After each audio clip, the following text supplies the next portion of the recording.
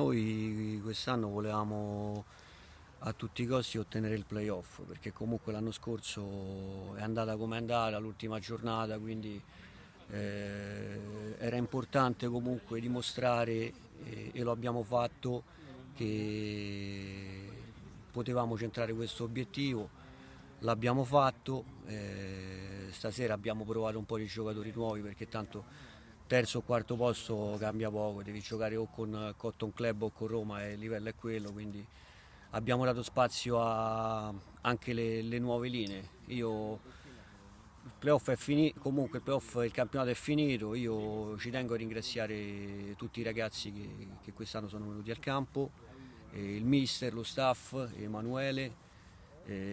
Questo probabilmente il mio obiettivo era appunto il playoff, sarà l'ultima stagione, lo dico stasera, che noi faremo la Lega e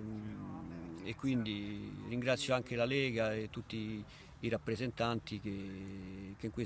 questi anni, questi 3 anni mi hanno sostenuto e mi hanno dato una mano tante volte.